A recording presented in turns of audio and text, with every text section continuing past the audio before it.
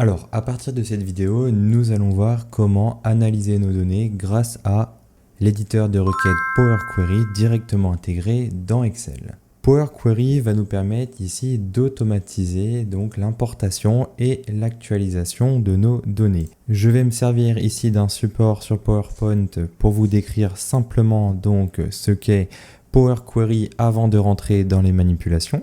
Donc Power Query est la partie dite d'ETL, donc de Excel. C'est-à-dire que c'est la partie qui va nous permettre ici d'extraire, de transformer et de charger nos données dans Microsoft Excel via des sources de données qui peuvent être donc totalement différentes entre elles.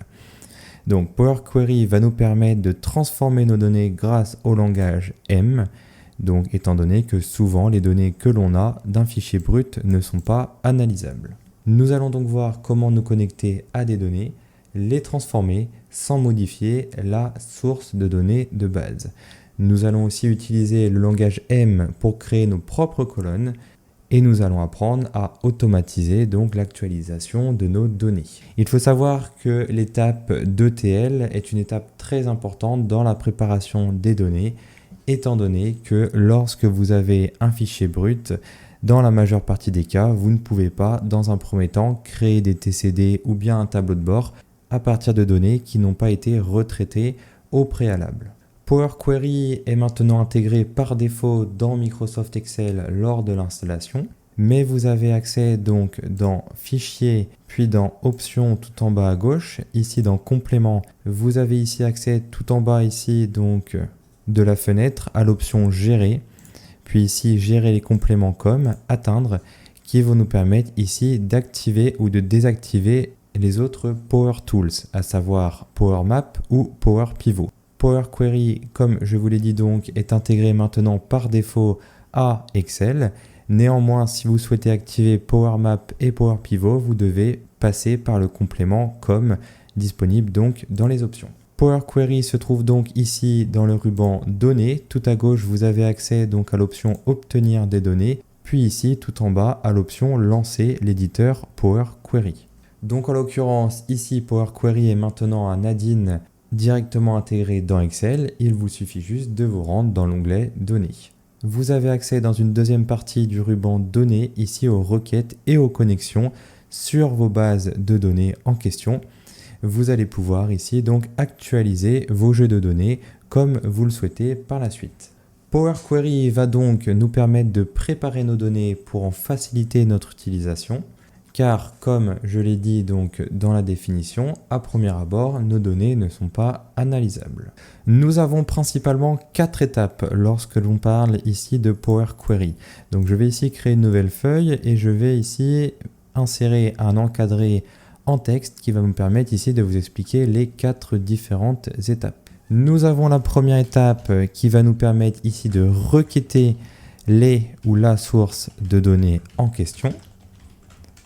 Ensuite, la deuxième étape va nous permettre ici de nettoyer les données donc pour qu'elles soient utilisables afin de créer par exemple des TCD ou bien un tableau de bord. On pourra par exemple ici retenir seulement quelques colonnes du jeu de données et non pas toutes les colonnes du jeu de données. L'étape de nettoyage est une étape ici très importante étant donné que lorsque vous allez importer un gros jeu de données sans nettoyer au préalable vos données, vous allez, lorsque vous allez actualiser par la suite votre jeu de données, consommer énormément de puissance machine et ça va vous prendre énormément de temps. Nous avons comme troisième étape donc la transformation cette fois-ci des données. En l'occurrence, il pourra s'agir ici de modifier le type de données des colonnes ou bien tout simplement de créer de nouvelles colonnes. Et enfin, en quatrième temps, nous avons ici le rafraîchissement de nos données. Nous allons ici donc paramétrer une actualisation automatique de nos données. En résumé, Power Query est une forme simplifiée d'ETL et il faut savoir que Power Query est aussi utilisable dans l'environnement de Power BI et de Power Apps, étant donné que les rubans et les fonctionnalités disponibles dans Power Query de Excel seront les mêmes que dans Power BI ou bien dans Power Apps. Alors, petit point rapide avant de reprendre le tutoriel. Si tu souhaites aller plus loin, nous avons ici sur espritacadémique.com des formations complètes et structurées, orientées pratiques sur tous les outils informatiques aujourd'hui qui existent sur le marché. Donc par exemple, ici, je vous laisse vous rendre sur le site espritacadémique.com. Dans nos formations, vous allez retrouver toutes les formations qui disposent d'un cours. Vous voyez ici, donc on a tout ce qui est intelligence artificielle, data, bureautique. On retrouve même tout ce qui est design, web et programmation. Donc là où YouTube va vous donner plutôt des bases ou des astuces ciblées, ici vous allez retrouver des cours qui vont vous permettre de maîtriser entièrement un outil de A à Z. Donc par exemple ici, si je sélectionne alors ici Excel et donc la formation par exemple pour devenir autonome sur l'outil de A à Z, vous voyez ici que vous avez en fait toute une structure avec des chapitres et des leçons qui vont vous permettre donc sur l'outil de votre choix de maîtriser entièrement l'outil informatique. Donc n'hésite pas à aller jeter un coup d'œil au site espritacadémique.com et en ce moment, vous allez avoir moins 20% sur votre première commande. Nous allons dans un premier temps découvrir et explorer l'interface de l'éditeur de Power Query.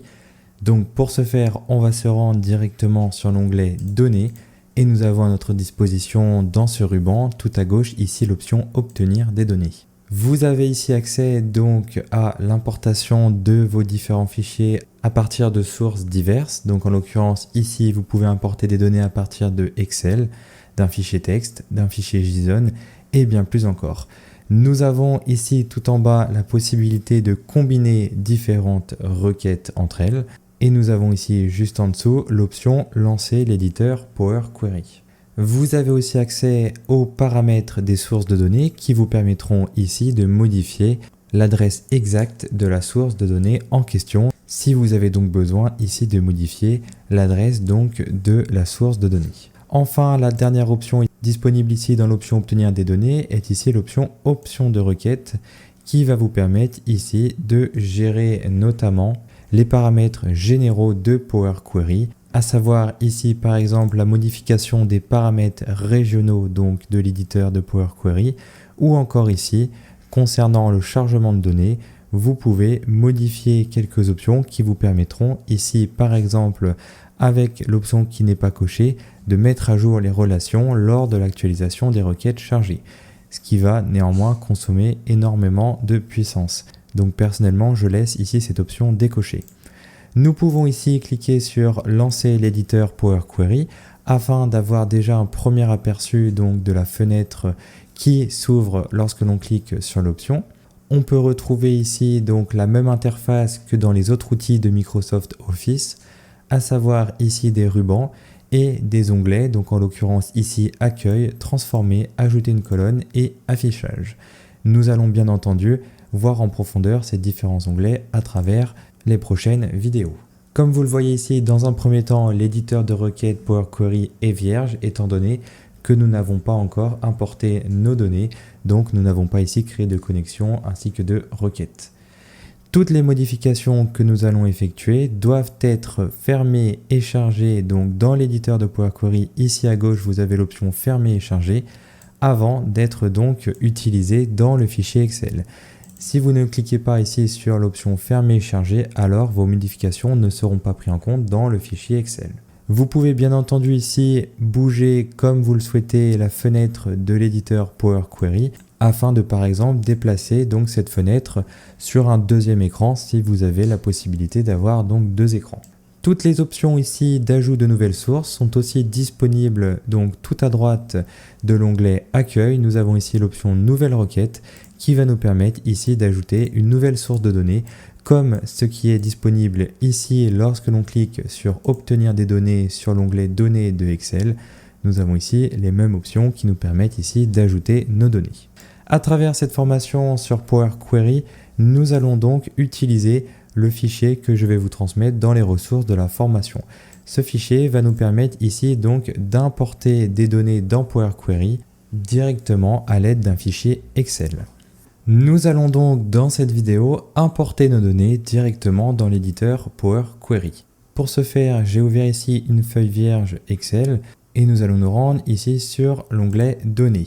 Je vais cliquer sur obtenir des données, puis ici à partir d'un fichier, à partir d'un classeur Excel, et je vais ici importer les données, donc en l'occurrence ici ma base Excel qui est disponible dans les ressources de la formation. Une fois que vous avez importé vos données, vous avez ici donc une fenêtre de navigation, en l'occurrence ici une fenêtre qui va concerner donc l'assistance à l'importation d'une ou plusieurs feuilles. Donc je vais ici cliquer sur sélectionner plusieurs éléments afin d'apporter plusieurs feuilles. Et par exemple ici donc pour la vidéo, nous pouvons cliquer sur base 2020 ainsi que base 2021 et ici ma feuille région admis. Je vais dans un premier temps utiliser l'option transformer les données qui va nous permettre ici de nous diriger directement sur l'éditeur Power Query. Tandis qu'ici l'option charger va nous permettre de charger directement nos données dans Excel sans passer par une transformation de nos données. Donc je vais cliquer sur transformer les données et nous avons ici donc la fenêtre d'édition de Power Query qui s'ouvre et nous avons accès donc à gauche à nos différentes requêtes, ici en l'occurrence à nos différentes feuilles de notre fichier source de base. La première chose que vous devez regarder lorsque vous importez ici vos données dans Power Query concerne ici le type des données, donc dans chacune des colonnes. En l'occurrence ici, vous avez accès au type de données à gauche du nom de la colonne. Ici, nous avons donc ABC pour nous indiquer que le type de données est sous le format texte. Nous avons ici un petit calendrier pour le format de date. Vous pouvez retrouver ici les informations dans la section transformer. Vous avez ici accès au type de données des différentes colonnes. Power Query nous a bien ici donc choisi notre première ligne comme en tête de colonne, étant donné que mes bases sont déjà donc prêtes à l'emploi en quelque sorte, mais il se peut que dans de nombreux cas, ici vos en-têtes de colonne ne se trouvent pas justement sur la ligne du haut, et en l'occurrence, vous avez ici l'option utiliser la première ligne pour les en-têtes. Donc les deux manipulations que nous venons de voir, à savoir ici le type de vos données qui concerne les colonnes ainsi qu'ici l'utilisation de la première ligne pour les en-têtes, sont les deux premières étapes à utiliser et à effectuer lorsque vous importez vos données dans Power Query. Pour l'exemple, dans un premier temps, je peux ici cliquer sur fermer et charger mes données afin donc de les importer directement sur ma feuille Excel. Et nous avons ici Excel qui nous a créé donc des requêtes. Vous pouvez ici passer votre souris sur les différentes requêtes afin d'avoir les différentes informations. En l'occurrence ici, vous avez le nom des en-têtes de colonne. Vous avez un aperçu de la base de données en question pour la requête en question. Ici, l'heure de la dernière actualisation ainsi que de la date, ce qui va vous permettre ici donc de savoir quand a été effectuée la dernière actualisation pour savoir si vos données sont à jour ou non. Nous pouvons ici nous rendre sur une nouvelle feuille. Je vais cliquer ici par exemple sur ma feuille 1. Comme vous le voyez ici, une requête correspond à une feuille. Donc en l'occurrence ici Excel nous a créé une feuille par requête importée. Nous allons ici voir le cas de l'importation de données issues du web via Power Query. Je vais par exemple ici utiliser des données issues donc d'un site Wikipédia, en l'occurrence ici des données concernant l'économie de l'Union européenne. Vous avez accès ici sur cette page à des tableaux qui nous permettront donc d'importer des données directement dans Excel. Il vous suffit donc dans un premier temps de copier le lien de l'URL. Une fois que ce lien est copié, on se retrouve donc dans Excel. Nous allons pouvoir, comme tout à l'heure, utiliser l'option « Obtenir des données ». Nous allons nous rendre ici sur l'option « À partir d'autres sources » et nous avons à notre disposition l'option « À partir du web ». Nous allons tout simplement devoir ici renseigner l'URL en question, donc l'URL qui contient les données que nous souhaitons importer. Nous allons cliquer sur OK. Et ici, l'éditeur Power Query va donc nous rapatrier les données concernant la page selon différentes requêtes. En l'occurrence, ici, nous avons des requêtes qui ne sont pas analysables, comme par exemple ici la requête document. Mais nous retrouvons bien nos tableaux ici, donc par exemple sur la requête en dessous document. Nous avons accès donc au tableau des principaux pays clients de l'UE hors flux intra-UE et nous avons accès à différents tableaux qui sont séparés donc dans des requêtes différentes. En l'occurrence ici nous pouvons importer par exemple deux tableaux, donc je vais cliquer ici sur sélectionner plusieurs éléments. Je vais par exemple sélectionner le nombre de réacteurs dans le monde en activité et ici le nombre d'utilisateurs d'internet dans le monde. Une fois que nous avons ici sélectionné nos deux différents tableaux, nous allons cliquer sur transformer nos données et nous allons avoir la fenêtre de Power Query qui va donc s'ouvrir. Je ne vais pas ici modifier le type des données en question, ni même donc utiliser la première ligne des en-têtes de colonne. Nous allons tout simplement ici fermer et charger donc les deux différents tableaux importés. Avant de commencer la manipulation et la transformation de nos données sur Power Query directement, nous allons voir deux autres façons d'importer nos données dans Excel, à savoir ici l'importation de nos données via une base de données, en l'occurrence ici SQL Server pour les personnes qui ont SQL Server. Et nous allons ensuite importer plusieurs fichiers contenus dans le même dossier, ce qui nous permettra d'importer directement les nouveaux fichiers que nous aurons directement dans le dossier en question, et nos données seront directement actualisées avec le nouveau fichier qui sera rajouté. Donc, dans un premier temps, nous allons cliquer sur obtenir des données et nous allons ici utiliser l'option à partir d'une base de données. Ici, nous avons l'option à partir d'une base de données SQL Server, mais nous avons à notre disposition tout un tas d'autres bases de données. Dans un premier temps, nous allons devoir ici renseigner le nom du serveur que nous avons ici sur notre SQL. Donc, je vais ici ouvrir pour ma part SQL Server.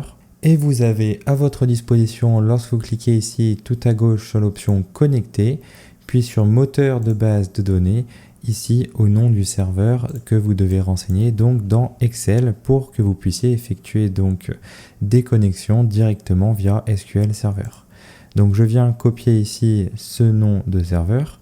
Je retourne ici dans mon fichier Excel. Je vais renseigner ici donc dans serveur le nom du serveur. Je vais simplement cliquer sur OK. Et ici nous allons avoir donc la création d'un lien entre notre SQL Server et Excel. Une nouvelle fenêtre ici s'ouvre avec les différentes bases de données que vous avez donc ici dans votre SQL Server. En l'occurrence ici, pour importer une base de données disponible dans SQL Server, vous avez simplement à cliquer donc sur la base de données en question, puis comme pour les autres options, soit transformer les données au préalable, soit directement les charger dans le fichier Excel. Dans cette vidéo, nous allons voir comment importer plusieurs fichiers qui sont contenus dans un dossier. Pour ce faire, dans un premier temps, sur notre fichier en question, je vais supprimer les requêtes qui proviennent du web, étant donné que je n'en aurai pas besoin par la suite pour les prochaines vidéos. Donc pour supprimer une requête, vous effectuez un clic droit sur le nom de la requête en question et vous avez tout simplement à cliquer ici sur supprimer directement. Vous devez aussi supprimer les feuilles de données en question reliées à ces requêtes, étant donné que lorsque vous supprimez une requête, cela ne va pas supprimer directement la feuille qui contient ici le tableau des données en question. Pour les besoins de l'exemple, j'ai créé deux autres fichiers Excel à partir de la feuille donc base 2020. J'ai séparé ici donc les données contenues dans la feuille base 2020 en deux fichiers qui contiennent ici les mêmes en-têtes de colonnes. En l'occurrence, dans la première partie du fichier, j'ai la majeure partie de mes données et dans l'autre fichier, donc dans le deuxième fichier, j'ai accès à la fin de mes données. Nous allons donc importer le dossier en question qui contient ces deux fichiers. Pour ce faire ici, dans l'option Obtenir des données, nous avons l'option dans À partir d'un fichier, ici l'option À partir d'un dossier. Je vais sélectionner ici l'emplacement qui contient mes deux fichiers, puis je vais cliquer sur Ouvrir. Nous avons ici accès donc à nos deux différentes bases. Ces deux bases seront aussi disponibles dans les ressources de la formation.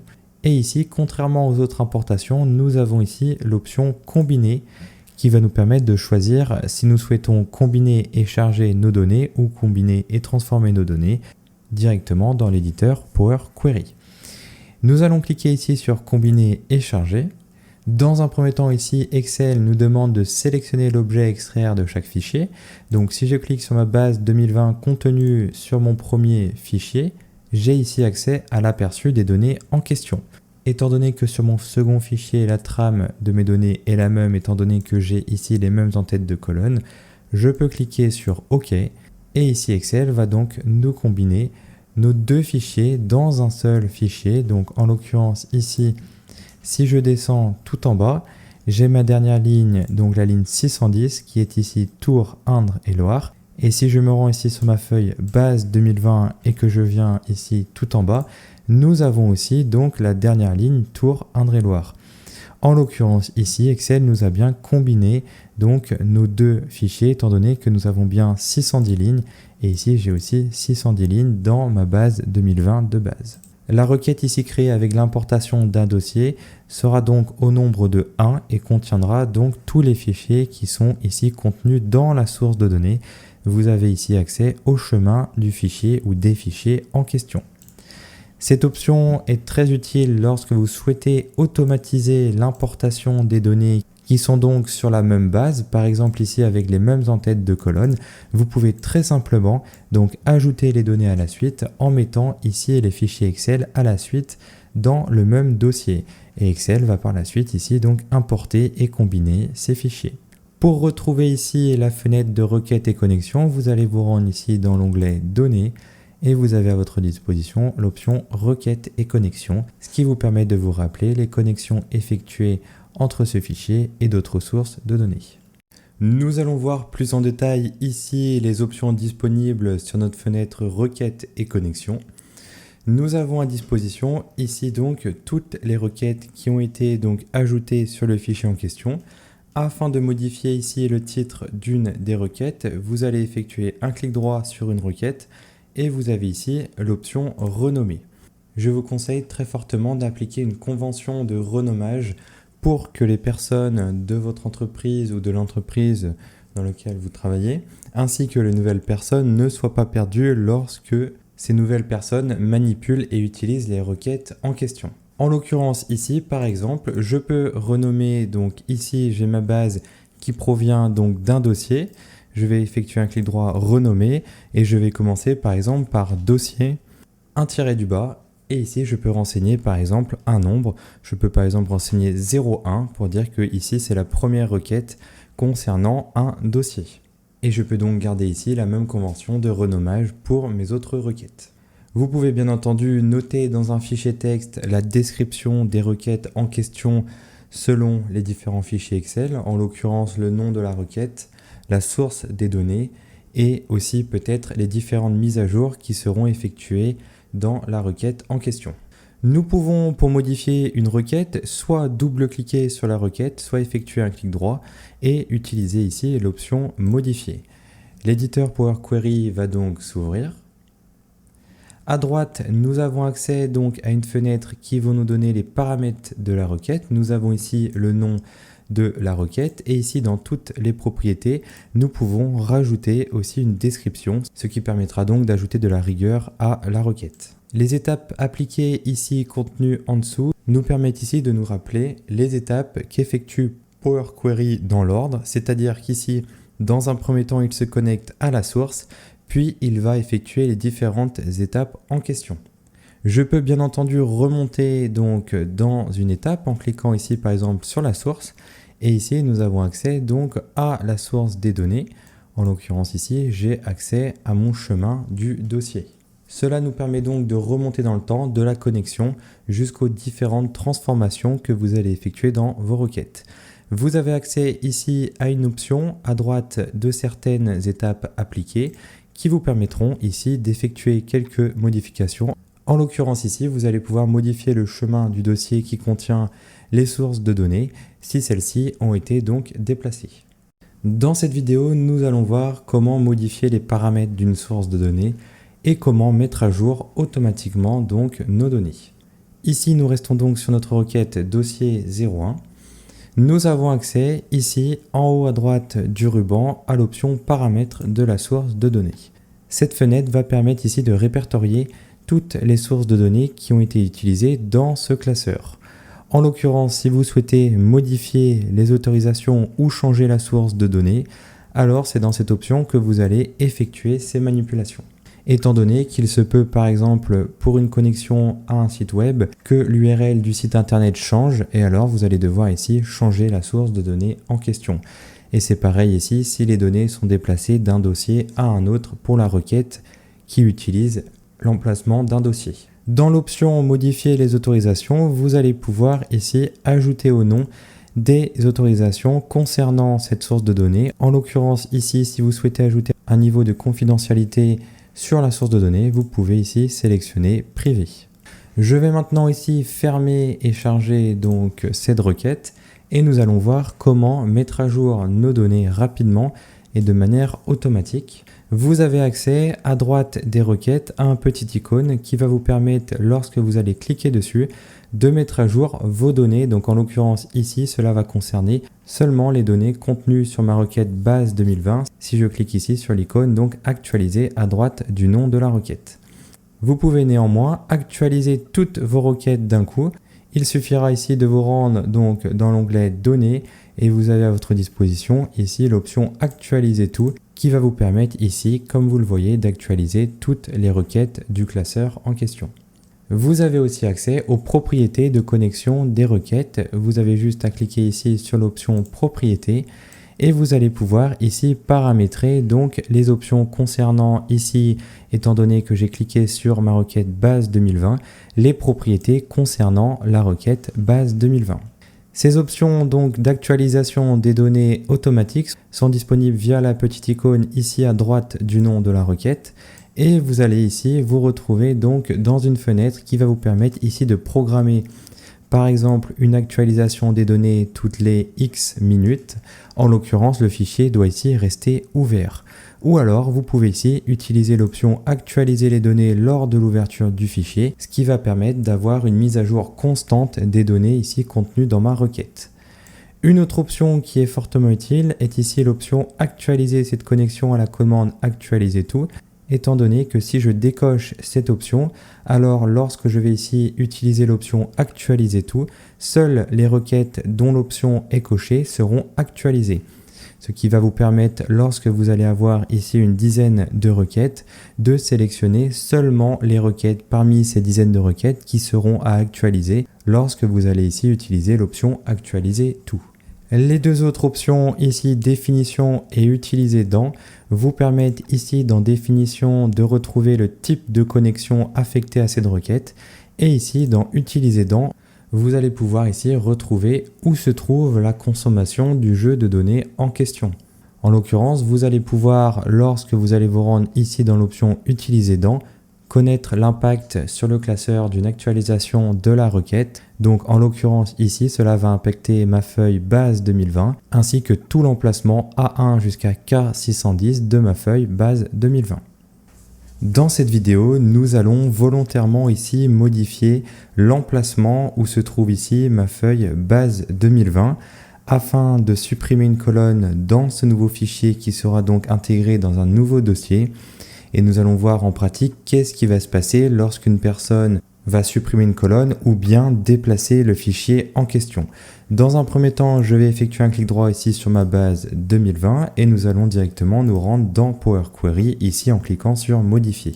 J'ai donc ici créé un nouveau dossier, donc je l'ai renommé base suppression colonne 2020 avec ici mon fichier base Excel que j'ai collé donc dans ce nouveau dossier. Et dans ce fichier, j'ai supprimé la dernière colonne de ma feuille base 2020, donc qui concernait la colonne du revenu brut par produit. Nous allons directement dans Power Query, cliquer ici donc sur la source et nous allons modifier ici l'emplacement concernant donc ma feuille, donc ma table base 2020. Pour ce faire, j'ai à ma disposition le petit icône à droite de la source et nous allons pouvoir ici renseigner la nouvelle source du fichier pour avoir donc ma base 2020 sans la colonne revenu brut par produit. Et nous allons directement voir dans Power Query ce que cela va créer comme problème. J'ai donc ici renseigné le nouveau chemin d'accès donc au fichier. Je vais cliquer sur OK. Et maintenant, nous avons importé la nouvelle feuille base 2020 sans ma colonne revenu brut par produit. Dans un premier temps à gauche, on se rend compte ici que nous avons un icône avec un point d'exclamation, donc qui nous indique que nous avons une erreur. Nous allons donc reprendre les étapes appliquées une par une pour voir où se trouve l'erreur. Donc je vais cliquer sur navigation. Dans un premier temps ici, donc on n'a pas de problème. Je continue donc dans mes étapes appliquées. Ici, nous n'avons toujours pas de problème étant donné que nous avons simplement donc utilisé la première ligne comme en tête de colonne.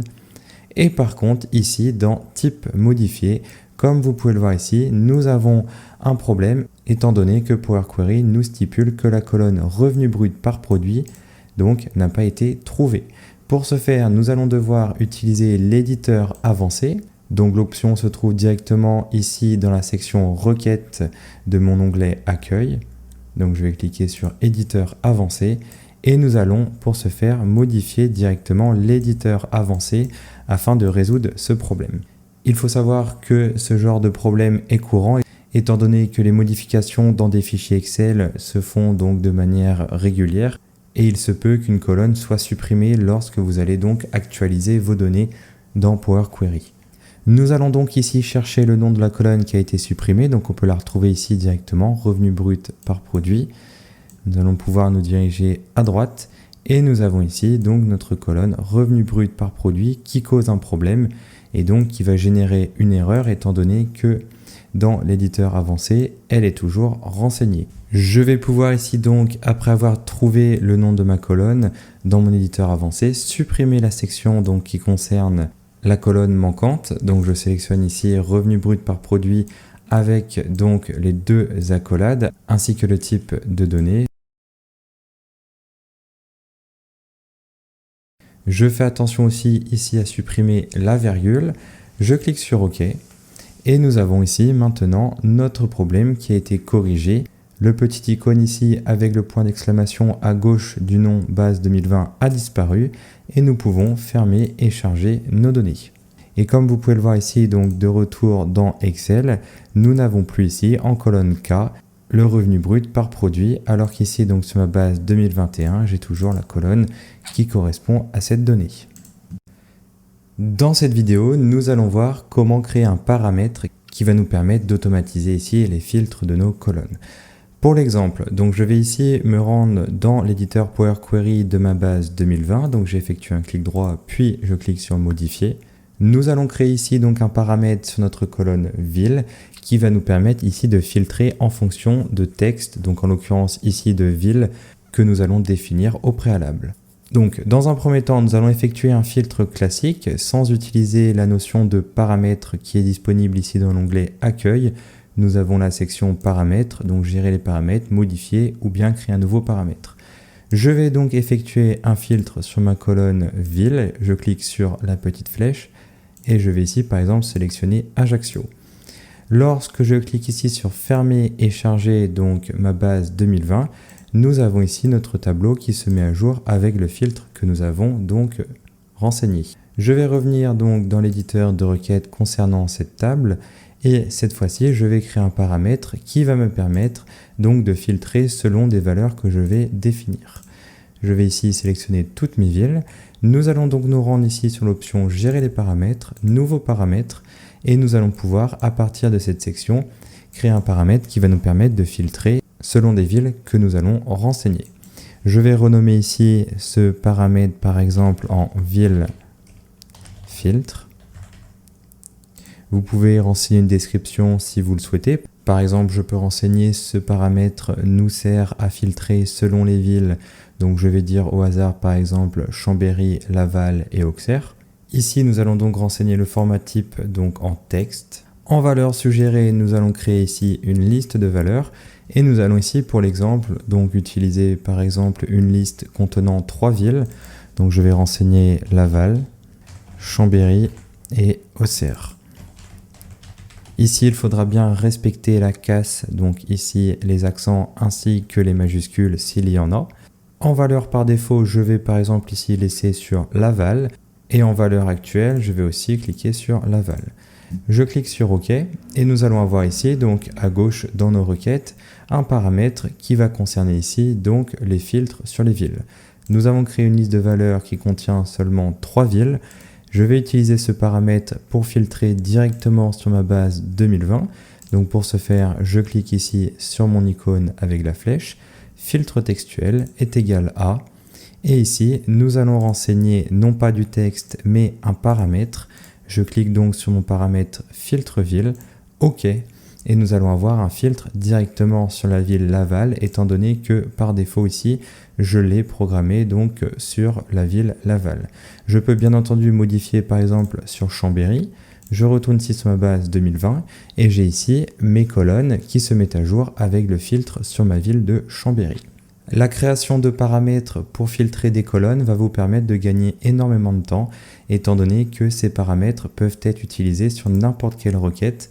Donc par exemple ici sur ma requête base 2021, je peux cliquer comme sur ma requête base 2020 et appliquer un filtre textuel donc est égal à, et je vais aussi utiliser mon paramètre filtre ville qui va aussi me permettre de filtrer directement donc sur Chambéry.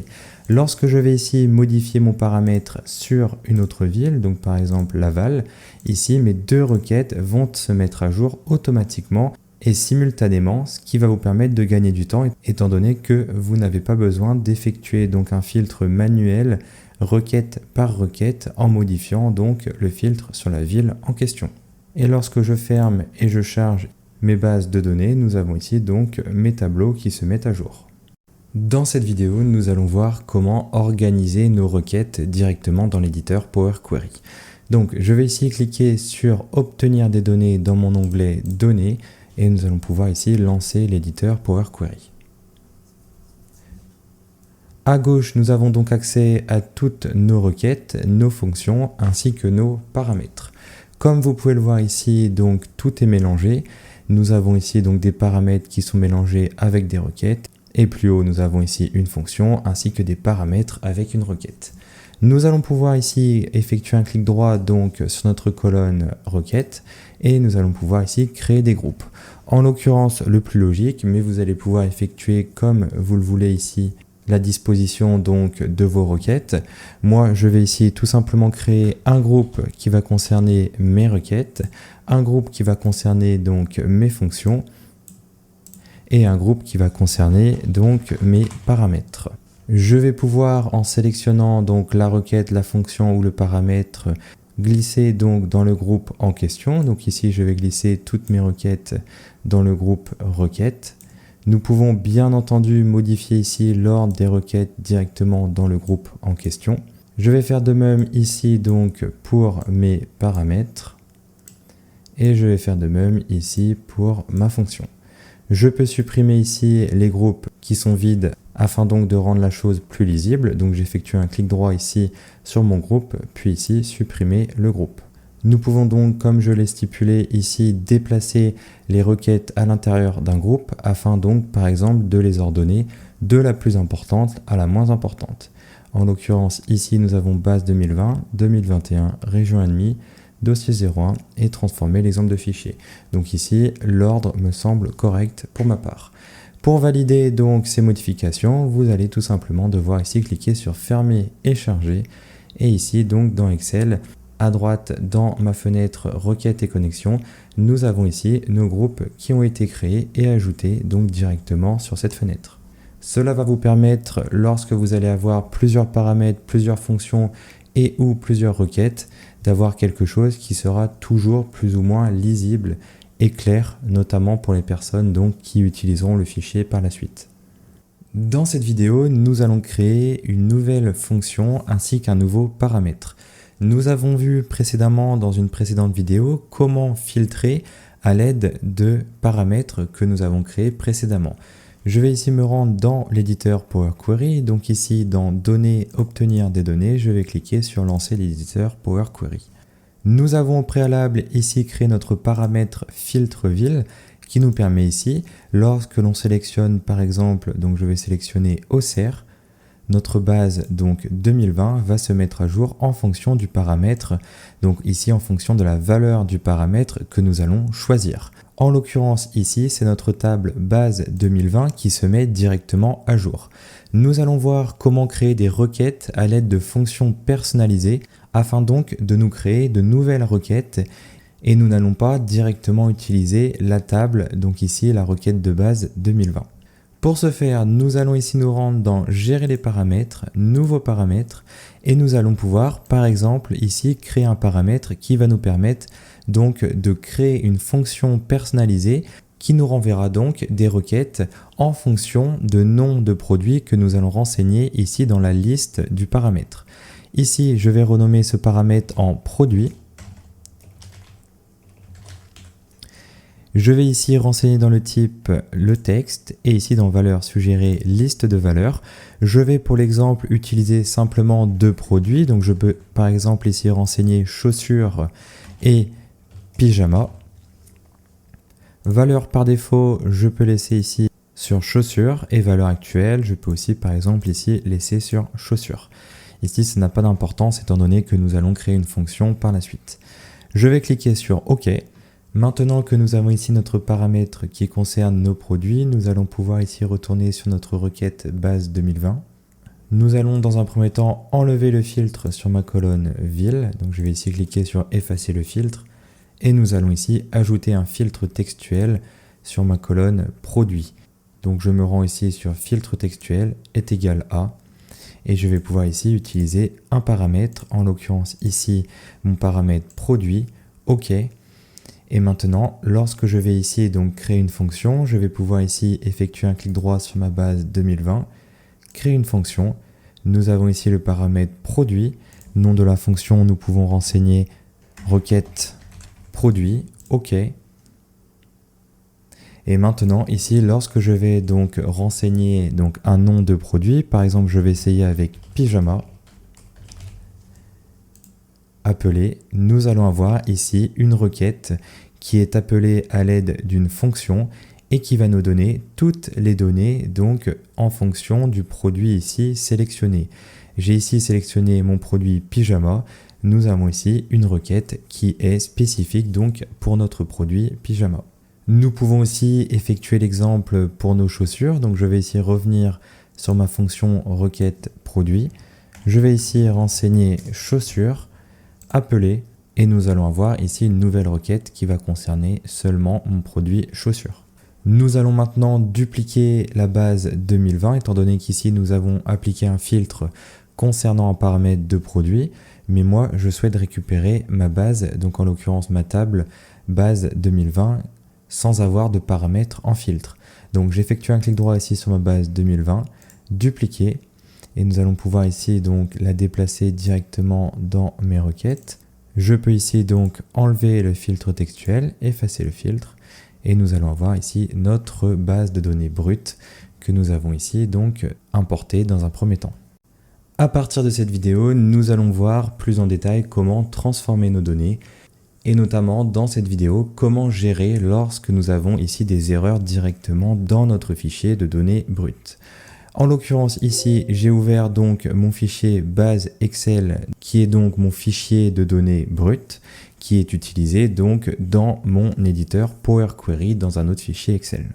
Afin de modifier ici un fichier Excel, je vous laisse ici vérifier que vous avez bien l'éditeur Power Query de fermer.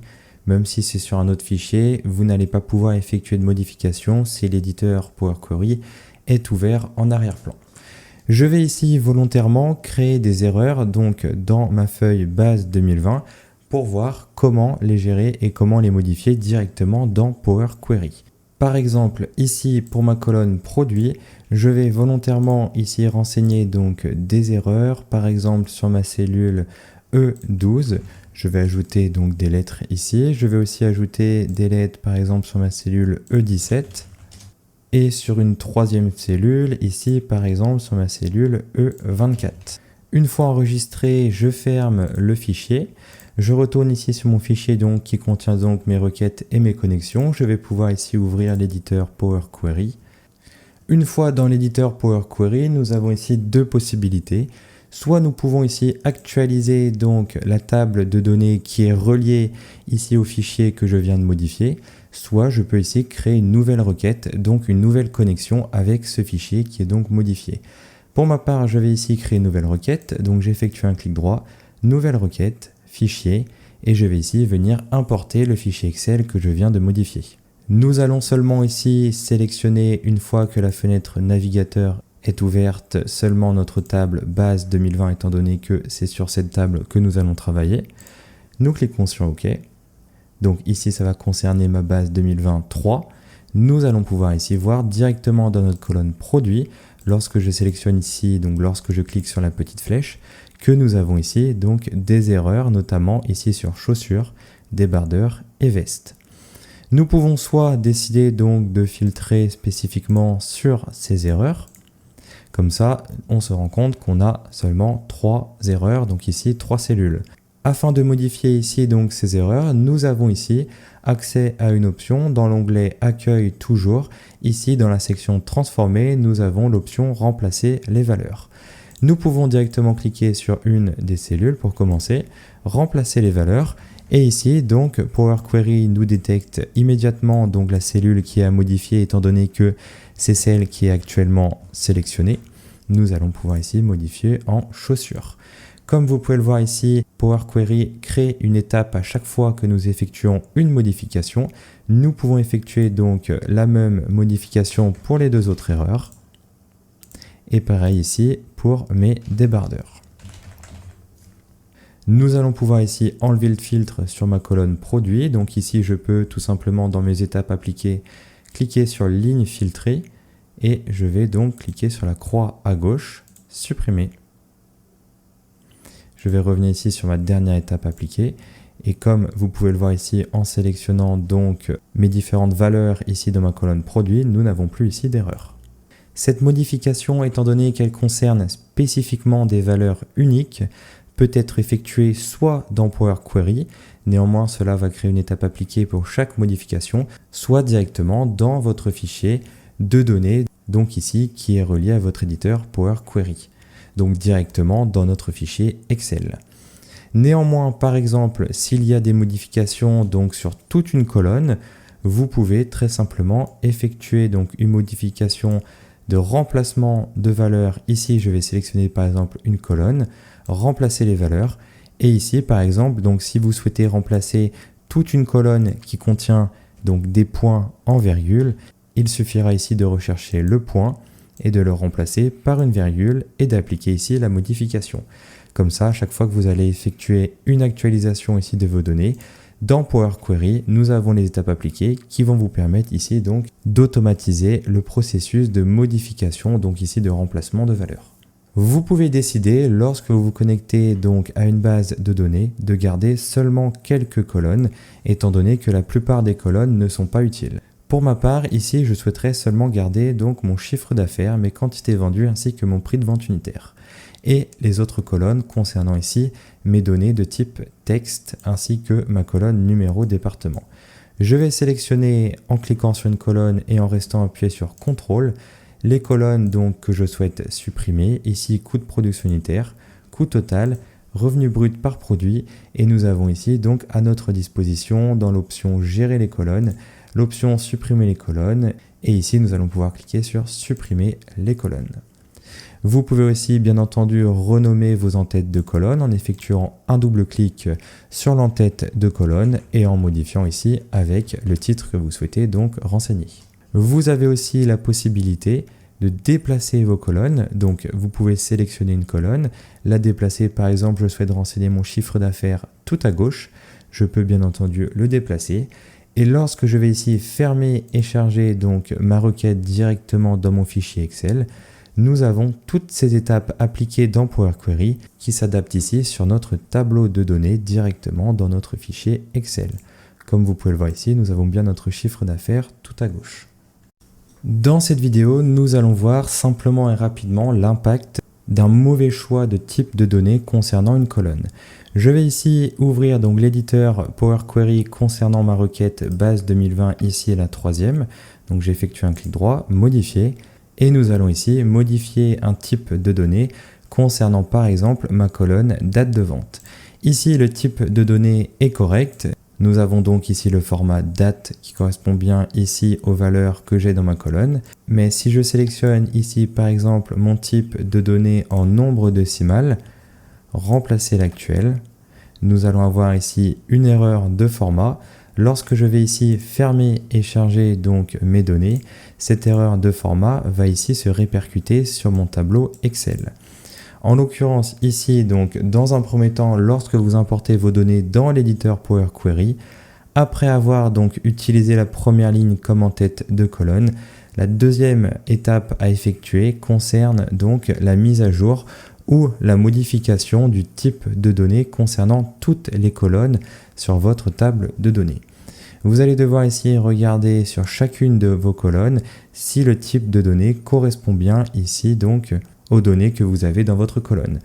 Le 1, 2, 3 ici correspond bien donc à des données de nombres entiers. Ici le ABC, nous avons bien ici donc du texte. En l'occurrence ici tout est bon sauf ma colonne date de vente. Je vais resélectionner donc mon type de données date, remplacer l'actuel. Je vais ici fermer et charger. Et ici notre type de données se met à jour avec le bon format. Donc je vous conseille de toujours vérifier le type de données lorsque vous importez vos données dans Power Query, étant donné que cela va créer des problèmes et des erreurs par la suite. Dans cette vidéo, nous allons voir donc les options de filtre de données directement dans Power Query. Il faut savoir que vous avez la possibilité soit de filtrer ici vos données directement donc dans le tableau qui est chargé donc après Power Query. Donc ici par exemple, je peux sélectionner mon département Ardèche et je vais avoir seulement mes données concernant le département Ardèche. Néanmoins, le problème lorsque vous effectuez ce type de filtre directement sur vos données après avoir donc édité votre requête sur Power Query est lorsque vous allez donc actualiser vos données. Ici Excel va actualiser toutes les données et non pas seulement les données qui sont donc issues du filtre. Alors que si vous effectuez des filtres directement dans votre éditeur de requête Power Query, en l'occurrence ici je souhaiterais avoir un tableau seulement pour mes données concernant donc mon département allié. Donc je sélectionne ici le département allié. Je clique sur fermer et charger. Et ici, j'ai seulement un tableau avec ces données. Lorsque je vais actualiser donc mes données, Excel va seulement modifier et actualiser les données concernant donc ici ces 12 lignes et non pas toutes les lignes de base. Il faut savoir que la majorité des options de filtre disponibles dans Power Query se trouve aussi directement ici dans Excel. Néanmoins, la seule différence est que dans Power Query, comme nous l'avons vu dans une précédente vidéo, nous pouvons créer un paramètre qui nous permet de filtrer et donc de créer une requête à l'aide d'un paramètre, ce qui n'est pas possible ici dans Excel.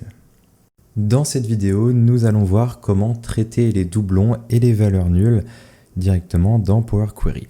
Pour ce faire, ici, je suis donc sur mon fichier de base, donc ici base Excel. Et je vais donc tout à la fin de mon onglet base 2020 créer un doublon. Je peux par exemple ici sélectionner ma dernière ligne et la renseigner en ligne 620 afin donc de laisser ici un trou qui va nous permettre donc dans Power Query d'avoir des nuls et nous allons voir comment donc gérer ces nuls et donc ce doublon. J'enregistre ce fichier et on va se retrouver directement sur notre fichier qui contient donc les connexions à ce fichier. Une fois sur mon fichier, je vais pouvoir ici donc ouvrir à l'aide d'un clic droit et en cliquant sur modifier mon éditeur Power Query. Je me rends compte ici que donc ma base a été mise à jour directement étant donné que nous avons ici une indication pour nous indiquer que des lignes contiennent soit des erreurs, soit des valeurs nulles. En dessous ici du nom, donc du titre de l'entête de colonne, nous avons une barre verte avec ici une portion grise qui nous indique qu'il y a des cellules vides. Je peux ici confirmer la chose en sélectionnant donc la petite flèche. Nous avons ici le nul qui apparaît. Mon doublon se trouve aussi donc à la fin. Je vais pouvoir donc vous montrer comment supprimer les doublons et supprimer les nuls. Pour ce faire, dans un premier temps, je vais me rendre tout à la fin donc de la table et nous allons utiliser les options pour supprimer donc ces erreurs. Dans un premier temps, je vais commencer par supprimer mes doublons.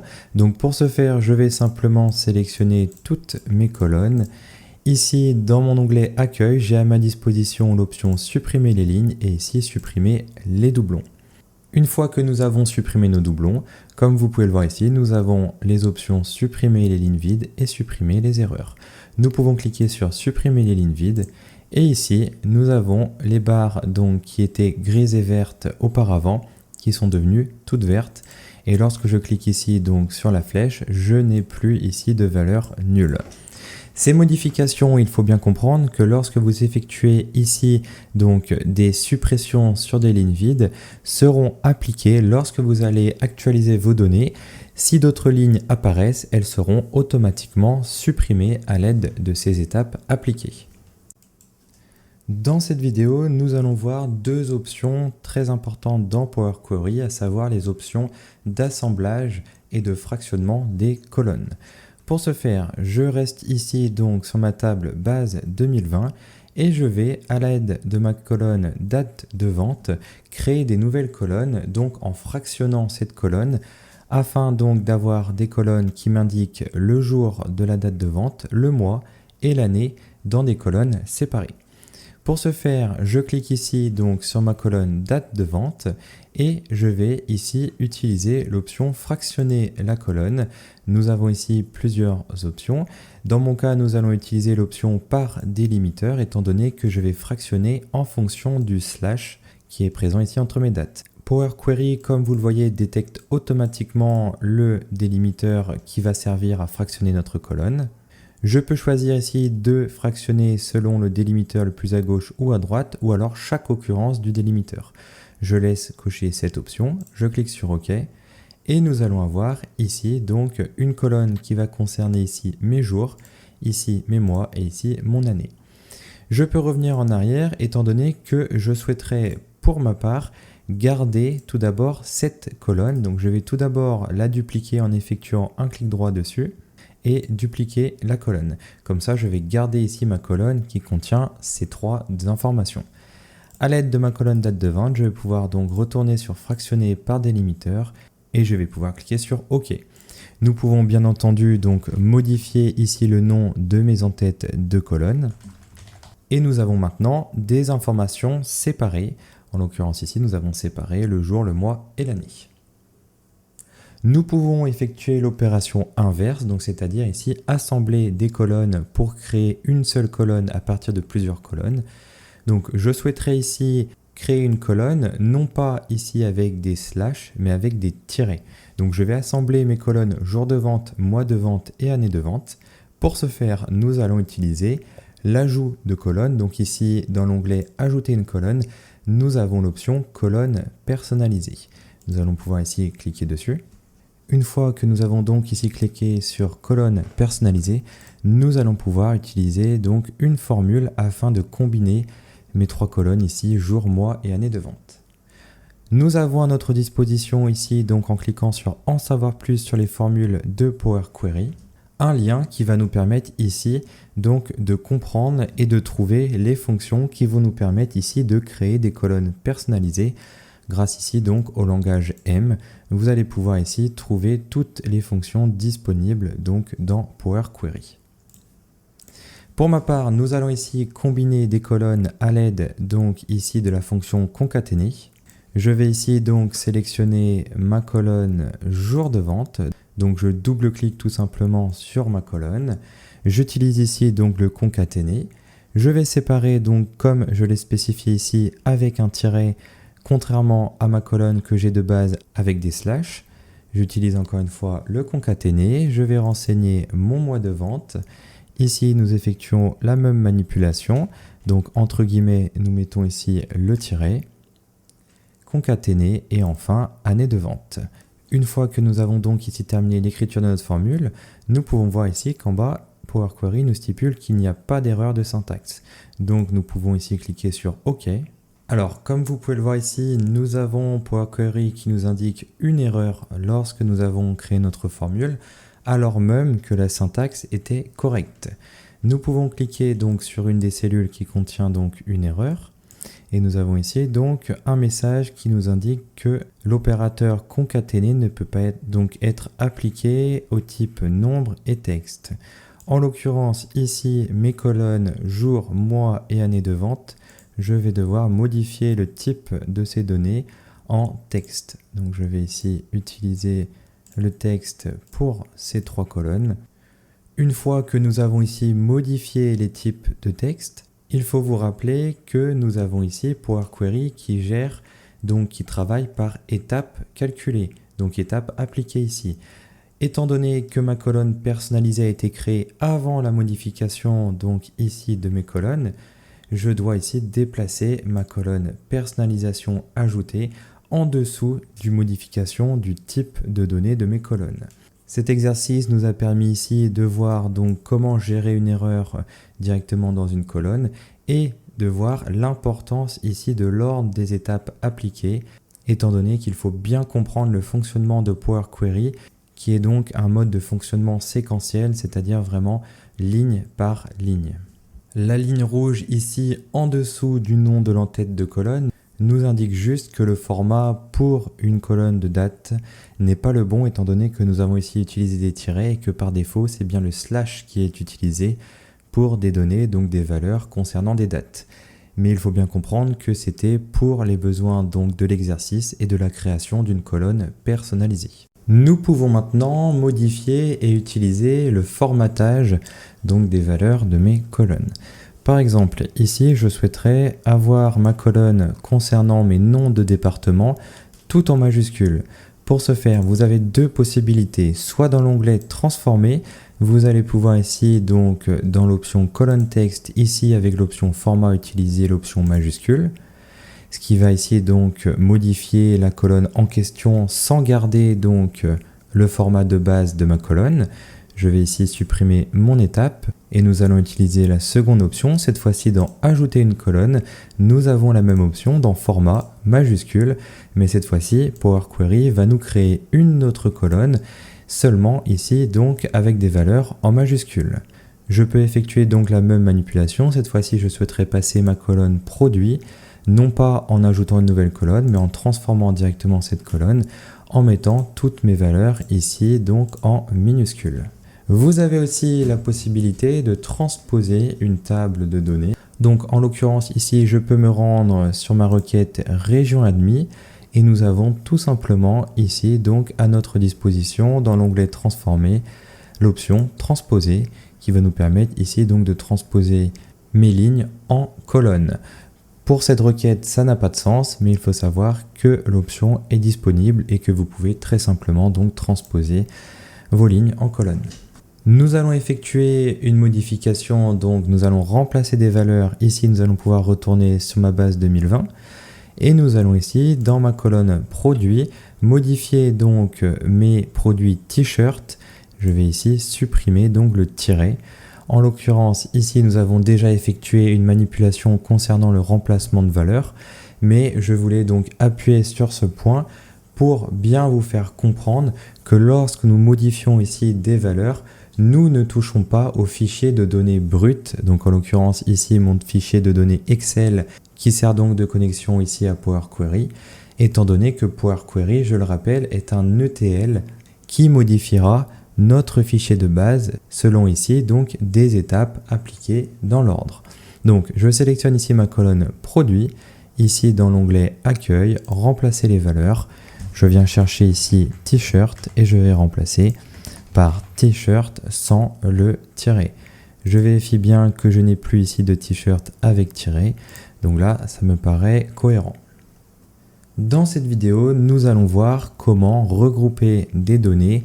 Donc nous allons ici utiliser l'option regrouper par qui va nous permettre ici de retrouver notre chiffre d'affaires, non pas ici ligne par ligne, mais ici par catégorie de produits. Je souhaiterais en l'occurrence ici avoir la somme de mon chiffre d'affaires pour toutes mes lignes concernant par exemple mes vestes, concernant mes chaussures et les autres produits. Donc je vais cliquer ici sur regrouper par, je vais lisser ici sur de base, je vais cliquer ici sur produit étant donné que nous avons ici donc la colonne de regroupement et la colonne de sortie est ici donc la colonne tout à droite. Nous pouvons donc modifier le nom de la colonne, je vais renseigner CA par produit. Je vais utiliser l'opération somme et ici de mon chiffre d'affaires qui correspond donc à la sortie souhaitée. Je clique sur OK et nous avons ici donc en l'occurrence quelque chose qui ressemble à un TCD directement dans Excel, mais ici directement sur une requête. Lorsque je clique sur fermer et charger, nous avons directement notre tableau qui va se mettre à jour donc ici avec les données que je viens donc de renseigner.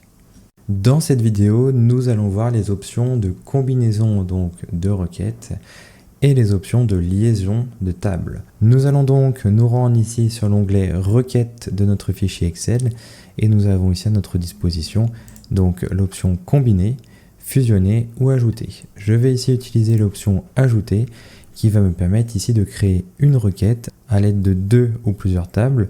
Donc en première table, je vais ici sélectionner ma base 2020.